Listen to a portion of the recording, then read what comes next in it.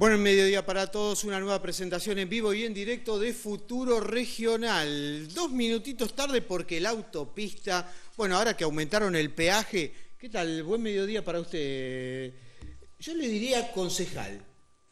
Fue 2 veces concejal, mandato cumplido. Así para es. mí sigue siendo concejal. Alberto Cortés, conoce mucho la ciudad. Aumentaron el peaje. Buen mediodía. 40%. No le avisaron a nadie. Bueno, pero ahora, a raíz de ese aumento así intempestivo, empezaron a pintar un poquito la autopista. Por eso los embotellamientos. Sí, de todas maneras, bueno, eso es parte de la problemática general de la inflación que estamos viviendo y que además, siempre en un proceso inflacionario, los sectores con mayor capacidad de imponer sus decisiones sacan tajada porque se posicionan por encima del aumento general de precios, ¿no? Claro, aparte nadie pudo controlar el pliego que se aprobó, entonces ellos aumentan, por ejemplo, un 40% sin decirle a nadie, preguntar, nadie los controla, entonces ahora hacen un poquito de maquillaje en la autopista como para decir, vieron, les aumentamos el peaje, pero ahora estamos haciendo cosas. Pintan la senda esa intermitente, cortan un poquito los yuyos. ¿No es mucho 40% de aumento para el peaje? No, evidentemente son, como decía recién, los sectores que tienen una capacidad de lobby y de presión sobre las autoridades que autorizan, porque en este caso no pueden aumentar lo que quieren, sino que tienen un permiso del gobierno provincial para hacerlo, bueno, si tienen la capacidad de presión, de gestión o intereses coincidentes, pueden hacerlo por encima de lo que marcan los aumentos inflacionarios generales. Le voy a traer a Albertito Muñoz esta semana, al jefe de la Oficina de Defensa del Consumidor, le voy a preguntar si este aumento no es desmedido del peaje en la autopista Rosario-Santa Fe, Santa Fe-Rosario. Bueno, pero volviendo al tema de Alberto Cortés. Alberto Cortés fue 2 veces concejal, hace poquito dejó la banca, comparte el espacio a nivel provincial con Carlos Delfrade, hombre que, a mi humilde entender, debería estar ocupando en estos momentos una banca en la Cámara de Diputados de la provincia, pero por un artilugio legal lo dejaron afuera de la banca. No sé si coincide usted, ¿fue un artilugio legal, fue una especie de usurpación de la banca del Frade? ¿Qué título le pondría a usted, Cortés? Las dos cosas, o sea, acá se aplicó a nuestro criterio ilegalmente un decreto de la dictadura que establece un piso del 3% del total del padrón para entrar en el reparto. Si no se alcanza ese piso, que está muy por encima de la cantidad de votos necesarias para meter un diputado, bueno, entonces con ese argumento dejan afuera a quien sacó 60.426 votos y entraron... A ver, 60.000... 426 votos y quedó fuera de la banca. Y entraron en cambio 9 diputados cuyos cocientes estaban por debajo de ese valor, hasta 22.000 y pico de votos, es decir... O sea, hay gente sentada en la banca que el cociente le da 22.000 votos y quedó afuera uno de 60.000 y pico. Y además, por ejemplo, el último que entró en lugar de Carlos Delfrade, se llama Demetrio Álvarez. Yo le pregunto a quienes nos escuchan si alguna vez lo oyeron nombrar, que haya hecho algo en estos 3 años ya largos en la banca, que está usurpada, en definitiva, que pertenece a Carlos Delfrade. ¿Cómo se llama el diputado? Demetrio Álvarez, del PRO. Álvarez. La verdad que lo sentí nombrar, pero nunca escuché un proyecto. Está bien que hay tantos proyectos que se presentan que quedan cajoneados que bueno, pero creo que ha pasado sin pena ni gloria. Así es, o sea que en la boleta sábana, se permitió arrastrar a los últimos que nadie conocía y que no tienen evidentemente relevancia, tampoco la han sabido ganar en la Cámara, en detrimento de quien sí tenía y que la gente lo había votado porque era la cabeza de lista, sin ningún tipo de duda. Y el argumento que nosotros dimos para cuestionar esto no ha sido contestado, ni siquiera han intentado contestarlo en ninguna de las instancias judiciales, que llaman varias, estamos subiendo, ya llegamos a la Corte Suprema de Justicia de la Nación, donde se dice, bueno, esto no es un tema como para que lo trate la Corte Suprema de la provincia, o se presentó fuera de término, pero nadie ha contestado el argumento que damos nosotros, que es que ese decreto de la dictadura que ellos han aplicado, en realidad ya está derogado. A mí lo que me preocupa es que más de 60.000 votantes se quedaron sin representación. O sea, están diciendo, votamos a alguien, ganó la banca, la ganó de sobremanera. Me dice que hay gente que entró con 22.000 votos. Así es. O sea que con más de 60.000 podría haber ingresado 1 o 2 diputados, tranquilamente. Por lo menos uno. Ahora están queriendo llevar todavía más lejos la restricción para impedir siempre que entren a las cámaras fuerzas nuevas que puedan ser una renovación y que puedan cuestionar los negociados, las cosas irregulares que se ven. Hoy está en la Cámara de Senadores y lo hemos ido a cuestionar un conjunto de hasta ahora 10 partidos políticos que pueden sumarse más. Esto fue el jueves próximo pasado. Así es, fuimos a la Cámara de Senadores para plantear nuestra inquietud porque hay un proyecto para poner en Santa Fe un piso en las primarias del 3% de los votos válidos afirmativos. Esto no hay hoy piso a nivel nacional. Hay un piso del 1,5% que para nosotros ya es proscriptivo, de hecho deja fuera a la mayoría de las fuerzas políticas, pero acá quieren poner el doble. ¿Qué significaría esto en concreto? Bueno, yo le digo, en el año 2009, en que yo entré al Consejo Municipal, solamente 2 concejales de signos políticos muy distintos, del PRO, la concejala Laura Huescan y yo, entramos representando fuerzas nuevas que no estaban ya en el Consejo, que significábamos algún tipo de renovación. Ninguno de los dos podría haber siquiera llegado al cuarto oscuro de la elección general si hubiera estado vigente esto que hoy quieren hacer en Santa Fe. Porque usted, ¿con qué piso ingresó? Bueno, yo entré, digamos, en la primaria saqué el 2,99%, debajo del 3, cerquita, pero debajo del 3. 2,99 se hubiese quedado afuera. La concejala Huesca, el 1,3. O sea, claramente nosotros no habríamos estado presentes en la general. El votante común, esto es lo que se conculca, el derecho del votante común a tener en el cuarto oscuro en la general, que es donde se decide en realidad una opción. Opciones. Y ya esto profundiza. O sea, el PRO no existiría hoy en Rosario si se hubiese aplicado en ese momento lo que quieren aplicar ahora. Y posiblemente, por lo menos no habría entrado ese año al y sí, Consejo. Porque Laura Huescan, le pese a quien le pese del PRO, fue la que dio el puntapié inicial de esta fuerza política en la ciudad de Rosario. ¿O me equivoco? Sí.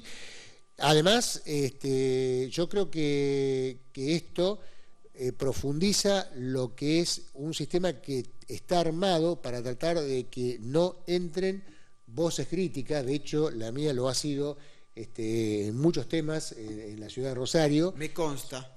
Por cuestiones que yo...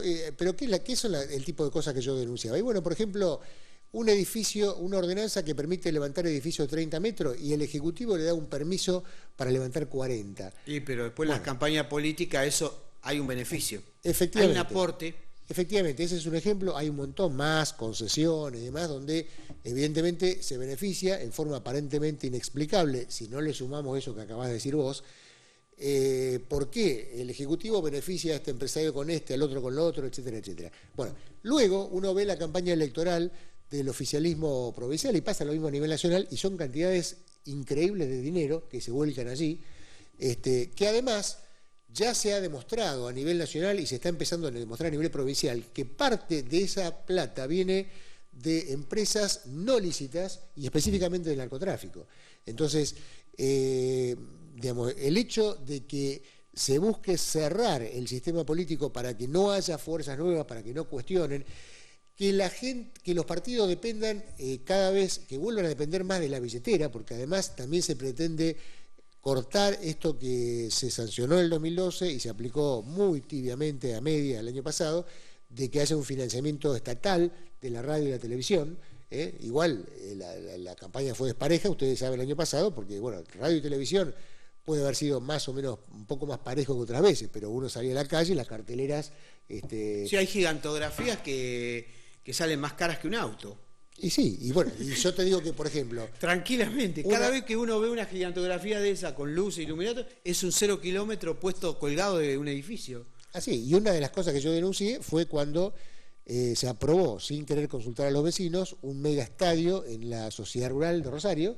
Me acuerdo de ese tema. Cuando la empresa que proponía esa al mismo tiempo está vinculada estrechamente a los dueños de la mitad de las carteleras de la ciudad de Rosario. Entonces, evidentemente, hay allí todo un juego de intereses. Bueno, pero esto también tiene hasta lógica. Obviamente, si estos empresarios ponen plata para las campañas políticas, después hay que pagarle de alguna manera. O sea, ¿por qué van a poner plata si después no le van a dar algún beneficio? Mire el tema de las concesiones, usted que estuvo involucrado en la investigación. Las concesiones de los espacios, de los bares, de los comedores, no voy a dar nombre, pero bueno, todos lo sabemos, de los gimnasios que están en el Parque España, son escandalosos. Sí, yo fui a la justicia por eso y, de hecho, a los 15 días que yo fui a la justicia, echaron a los dos responsables del área de concesiones, remendaron con argumentos que dio en ese momento el IFSI realmente lamentables, dijeron que un contrato absolutamente que era una estafa a la ciudad de Rosario, que tuvieron que hacer de vuelta cuando yo lo denuncié, dijeron que era un error, dijo Lipchi, que era un error de tipeo de los funcionarios municipales.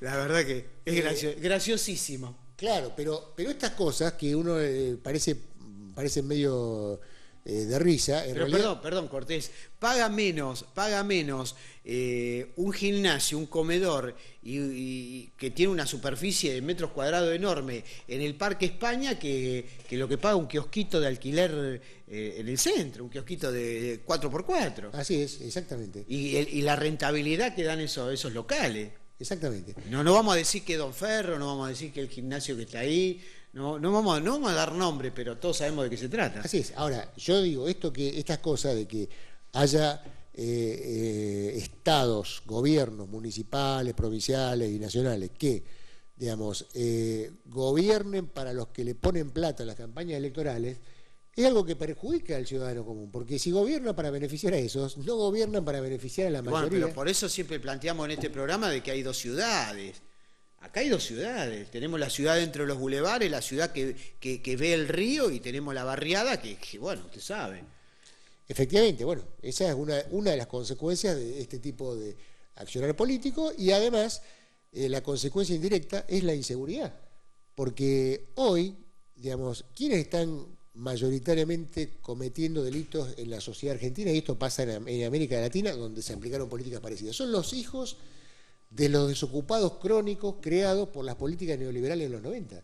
O sea, en aquel momento, cuando éramos pocos los que nos oponíamos a esas políticas, decíamos que esto iba a traer ruina para el pueblo argentino y demás, bueno, una de las formas, y tal vez la más violenta, es que han dejado durante años y años, lustros y décadas, a jóvenes crecer viendo a sus padres sin trabajo, sin conocer la cultura del trabajo, y bueno, eso genera toda una cultura que ahora es difícil desarmar, no imposible, pero es imposible si no se asume el diagnóstico correcto, digamos, que hacen que aumenten los niveles de violencia en toda la sociedad, y que un pequeñísimo porcentaje de quienes han sufrido todas estas agresiones por parte del sistema social, pero cuando son tantos millones de personas, por más que el porcentaje sea pequeño, la cantidad de gente es alta, digamos, optan por caminos de tipo delictivo y de agresión al resto de la sociedad. Esto es lo que está pasando. Ahora, el diputado Juan Carlos Millet, el cual recibe siempre un reconocimiento por su tarea legislativa, siempre dice, todo esto, el mal que padecemos los argentinos es por la falta de educación. O sea, usted es profesor del Politécnico. Hay una falencia en el sistema educativo. No llega la educación a los niveles, a las familias por ahí sumergidas económicamente y genera todo esto que usted está planteando. O sea, que el joven que no estudia... Te voy a contestar con un ejemplo práctico de estos días. A una compañera nuestra, en un barrio, le golpearon en la escuela al hijo. Bueno, se entró a investigar qué pasaba, qué había ocurrido. Había un chico de 14 años que amenazaba a este niño y a otros más de 13, que si no les llevaba plata, sistemáticamente le iban a pegar. Como en cierto momento no le pudo dar plata, le pegaron. ¿Correcto? O sea, previamente le estaban dando plata. Sí, le estaban dando plata, y además de eso, permanentemente lo hostigaba diciendo que tenía que ir a la escuela a divertirse, a buscar chicas y no a estudiar como hacía él. Bueno, esto en una escuela de Rosario. La escuela pública de Rosario, de la zona noroeste. Entonces, ¿secundaria? Sí, son chicos de 13, 14 años. Entonces, bueno, pero esto es producto, no es la culpa, porque el chico que ha sufrido, el responsable de esto, ha sufrido una serie de amonestaciones, se quedó libre y demás. Los padres no van siquiera a poner la cara, y el chico queda ahí todos los días esperando, sin ir a clase ni ir a la casa. Es decir, que es una víctima. Aparece como haciendo una actitud realmente muy cuestionable el chico, pero es una víctima del sistema, de la sociedad en la cual se viene criando, ¿correcto? Entonces, esto es producto porque cuando tenemos durante 20 años, cuando acá durante el menemismo se destruyeron los ferrocarriles, se destruyeron los puertos, se dejó miles de personas sin trabajo, cuando hoy, no el menemismo, hoy se está destruyendo una gran parte de la base laboral del norte argentino, de Bolivia, del Paraguay, mediante el avance de la frontera sojera, que hace que muchísimas familias que vivían de otras producciones en esas zonas se vengan obligadas a migrar a las ciudades sin trabajo.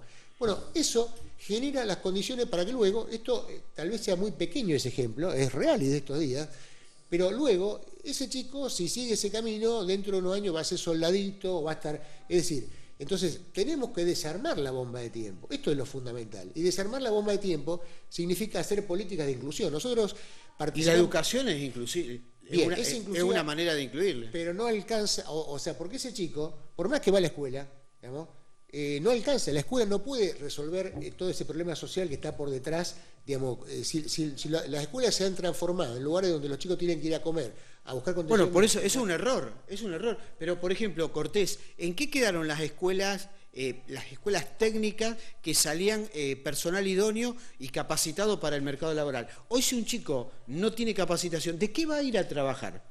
O sea, hay pibes de 17, 18, 20 años que no saben hacer nada. Entonces, obviamente, terminan de soldadito, terminan robando en la calle, terminan arrebatando. ¿De qué van a ir a trabajar si no saben hacer nada? Coincido totalmente. Lo que pasa es que digo que la educación es una parte del entramado que hay que reconstruir. Porque en casos como el que yo di, ese chico tiene la escuela, pero no la puede aprovechar porque su entorno social se lo impide. Entonces... Bueno, habrá que buscar los mecanismos de sacarlo de ese entorno social. Bueno, le estaba por decir, nosotros participamos como Partido Socialista Auténtico dentro de un conjunto de organizaciones sociales de la Asamblea por la Defensa de los Derechos de la Niñez y la Adolescencia en Rosario, que hizo una marcha importante el 11 de junio y llevó al Consejo Municipal un proyecto para declarar la emergencia en materia de niñez y juventud, porque realmente es la situación de los niños y los jóvenes de los barrios y de las entidades públicas, sobre todo municipal y provincial, que son las que están encargadas por el nivel, de dar respuesta a esas realidades y sobre todo a los niños en situación de vulnerabilidad, está totalmente abandonado y a la deriva. Bueno, esto se resiste por parte del oficialismo a querer declarar esa emergencia. Estas últimas 2 o 3 semanas han salido no funcionarios, sino que colegios profesionales, asambleas de trabajadores de la niñez provincial y otros más, a decir una cantidad de cosas respecto a la situación crítica en la cual están estos espacios que confirma totalmente lo que dice la asamblea, y me parece que hay que dejarse de mirar para otro lado y hay que ponerse a trabajar en serio, empezando por reconocer que la situación es de emergencia en este caso, para revertir esa situación, si no, no vamos a salir nunca de esto. ¿Me permite una pequeña pausa y ahondamos en ese tema que me interesa? O sea, el proyecto presentado por el espacio que usted lidera aquí en la ciudad de Rosario. No lideramos, formamos parte del... Sí. El liderazgo lo hace Carlito del Frade, a nivel provincial. Pero usted en Rosario... Sí, es un espacio de organizaciones sociales, pero... ¿Cómo se llama el proyecto entonces? Es el proyecto de declaración de emergencia en materia de niñez y juventud que presentó la Asamblea por la Defensa de los Derechos de los Niños y Adolescentes. Perfecto. Pequeña pausa y hablamos de ese tema.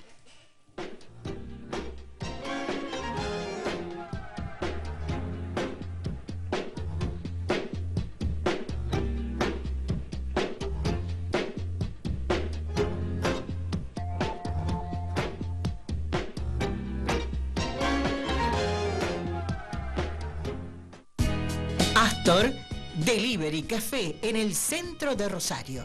Desayunos y meriendas, completos, clásicos y light, minutas y platos ejecutivos gourmet. Consultar menú del día. Hace tu pedido al 679-9898. Astor Delivery Café en el centro de Rosario. Peatonal Córdoba 984. Far One, la número 1 en descuentos. Córdoba 977. Envíos a domicilio 448-1444. Vos también podés ser parte de Radio Gran Rosario y tener tu propio programa. Ingresá a www.radiogranrosario.com o .com.ar e informate. Queremos conocer tu propuesta. Rosario, 88.9 Radio Gran Rosario. El sonido que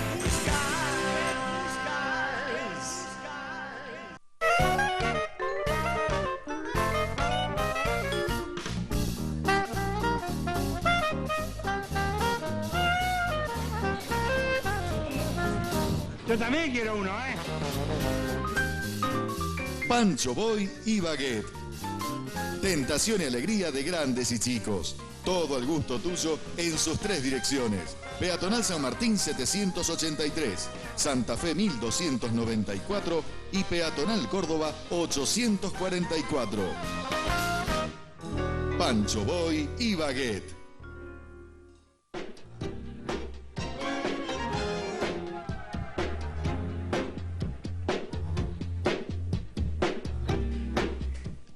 Continuamos en vivo y en directo por Televisión Regional con Alberto Cortés. Siempre le pregunto la misma pavada. Alberto Cortés igual que el cantautor, pero nada que ver. No es igual, es con Z. Ah, Cortés con Z. El otro día en un periódico, hablando del otro, le lo pusieron igual que mi nombre, pero el de él es con Z y además no es un nombre, es un seudónimo. Suena, ¿el de él es un seudónimo? Exactamente. Ah, mire usted, ¿cómo se llama? No sé el nombre. Yo creí que se llamaba Alberto Cortés. No, segurísimo que es un La verdad que no. Bueno, yo soy rockero, pero me gusta Alberto Cortés, pero por eso por ahí no conocía tanto. Bueno, emergencia, entonces me decía, quiere que el proyecto Reza...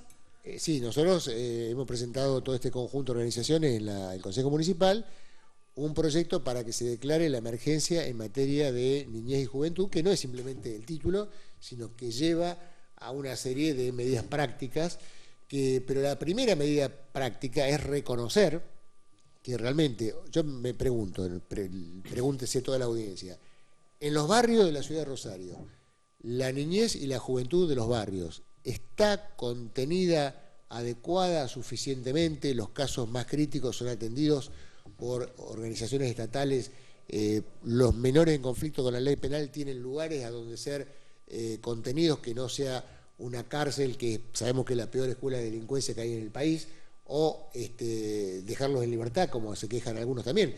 Eso no hay desde el Estado, no hay una atención, no es que está debilitada, es absolutamente caótica, mínima, insuficiente la respuesta que se le da. Entonces ahí se está armando, se sigue construyendo, digamos, en esos lugares la inseguridad de la cual después se quejan otros espacios de la ciudad.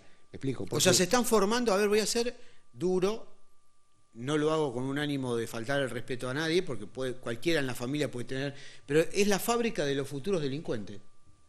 ¿Es así? Indudablemente, o sea, se están consolidando los delincuentes de aquí a 5 o 10 años. Bueno, pero, a ver, no son delincuentes, son pero niños y jóvenes que podrían... Bueno, pero van a llegar a delinquir, pero si no se hace algo ahora... Exactamente. Dentro de 5, 7, 10 años, esos chicos que hoy tienen 12, 14, van a ser los que nos van a robar, los que nos van a violar, los que van a hacer las entraderas, los que van a hacer los arrebatos. O sea, ¿estamos a tiempo? Totalmente. O sea, a ver, si esto se hubiera planteado hace 10 años atrás... Obviamente, no estaríamos hoy como estamos, pero bueno... ¿Y qué le dice? ¿Pero qué le dice si no se plantea ahora, dentro de 10 años va a ser peor. Va a ser, por supuesto que sí. Por eso digo, se están gestando en este momento los delincuentes de aquí a 10 años. Si no hacemos algo ahora, bueno, no nos quejemos. Esto tiene dos caras. ¿Qué dice el Ejecutivo, qué dice Mónica Fey, qué dice Fernando Asegurado, qué dicen las autoridades cuando usted eleva este proyecto? Ellos tratan de disimular. Ellos quieren mostrar que en Rosario está todo bien, que es una ciudad muy linda, que es admirada en todo el mundo, que va elegida internacionalmente para muchas cosas. No quieren... ¿Pero usted me lo está diciendo en serio? Bueno, eso es lo que hace. ¿Pero usted habló con la intendente, habló con alguien del Ejecutivo por este tema y le dijeron eso? Bueno, lo que hemos hablado son con concejales del oficialismo que representan esa con Ciuto, por ejemplo, ¿qué le dijo Ciuto? Bueno, también hemos escuchado cuando se votó una parte de lo nuestro, que era un pedido de informe, la opinión de Capielo, por ejemplo, donde... ¿A qué dice Capielo? A ver, el ministro de y ellos marcan todo lo que sí hace la municipalidad en esta materia, que no decimos que no haga nada, sí decimos que tiene mucha ineficiencia y marcamos el porqué, porque por ejemplo en promoción social vienen cambiando no solo de secretaria de promoción social, sino que van cambiando los equipos en función de que los trabajadores de promoción social, que han sido históricamente los más precarizados y que ganan mucho menos que los de salud, por ejemplo, que para hacer la misma tarea, cuando ellos hacen una pelea gremial, se organizan, bueno, lo desarman, digamos, reestructurando el sistema de promoción social para la niñez, pero eso implica que la función de esos sistemas es cada vez menos eficiente. De la época de los centros crecer, hemos retrocedido enormemente, ¿correcto? Y estamos cada vez peor.